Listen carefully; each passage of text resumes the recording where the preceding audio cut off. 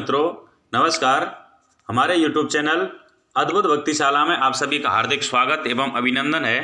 तो मित्रों, हर रोज़ की तरह हम आज भी आपको एक बहुत ही रहस्यात्मक वीडियो लेकर आए हैं, जिसमें हम आपको बताएंगे कि श्री राम और सुग्रीव की मित्रता कैसे हुई। तो मित्रों, चलते हैं अपने वीडियो की तरफ। हमारा चैनल सब्सक्राइब नहीं किया तो हमारे चैनल को सब्सक्राइब कर लीजिए।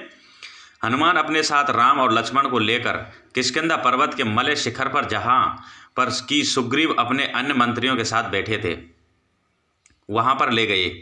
सुग्रीव ने दोनों भाइयों का परिचय करते हुए हनुमान से कहा कि हे महाप्रज्ञ, अयोध्या के महाराज दशरथ के ज्येष्ठ पुत्र पराक्रमी श्री रामचंद्र जी अपने अनुज लक्ष्मण जी के साथ यहाँ पधारे हैं।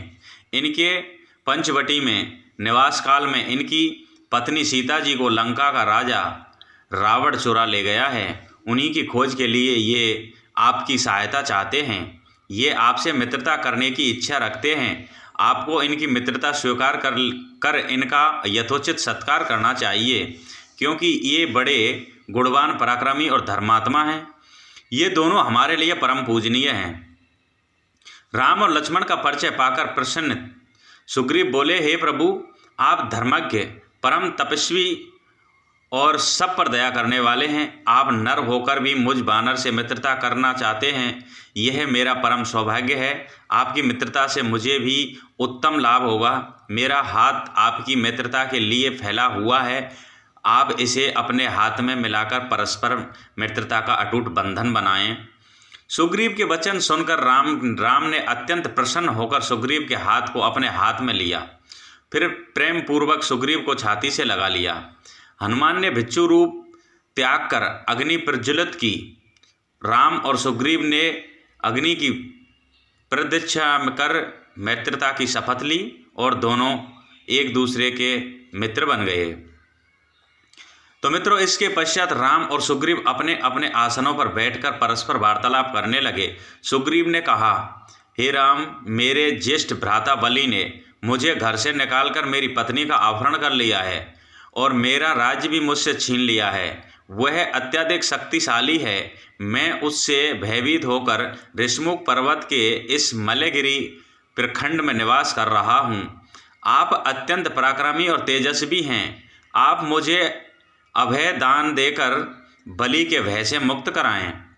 सुग्रीव के दीन वचन सुनकर राम बोले कि हे सुग्रीव, मित्र तो उपकार रूप फल देने वाला होता है। मैं अपने तीक्ष्ण बाणों से तुम्हारी पत्नी के हरण करने वाले बलि का वध कर दूंगा।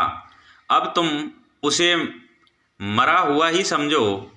सुग्रीव ने प्रसन्नतापूर्वक कहा, हे राम, मेरे मंत्रियों में श्रेष्ठ सचिव हनुमान मुझे आपकी विपत्ति की संपूर्ण कथा बता चुके हैं।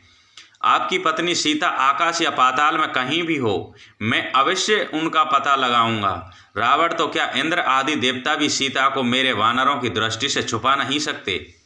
राघव, कुछ ही दिनों पूर्व एक राक्षस एक स्त्री को लिए जा रहा था।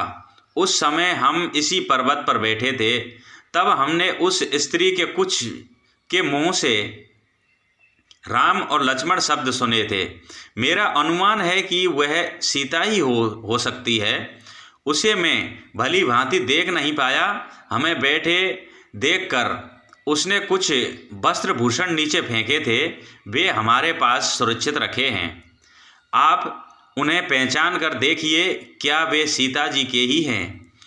यह कहकर सुग्रीव ने एक बानर को वस्त्र भूषणों को लाने की आज्ञा दी। उन वस्त्र भूषणों को देखते ही श्री राम का धीरज जाता रहा। वे नेत्रों से आंसू बहाते हुए शोक विहाल हो गए और धैर्य छोड़कर पृथ्वी पर गिर पड़े। चेतना लौटने पर वे लक्ष्मण से बोले कि हे लक्ष्मण, सीता के इन आभूषणों को पहचानो। राक्षस के द्वारा हरे जाने पर सीता ने इन आभूषणों को पृथ्वी पर गिरा दिया होगा।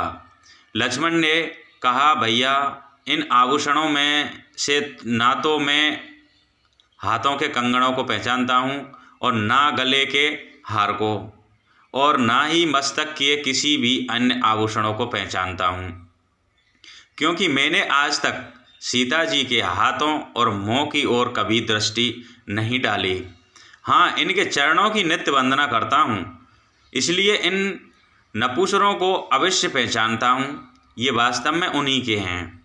तो मित्रों, इस प्रकार से सुग्रीव और हनुमान और राम की वार्तालाप हुई और सीता का पता लगाने में सुग्रीव का बहुत बड़ा योगदान रहा।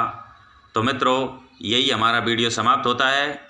कल फिर आपको नया वीडियो के साथ में फिर उपस्थित होंगे। तब तक के लिए जय हिंद, जय भारत।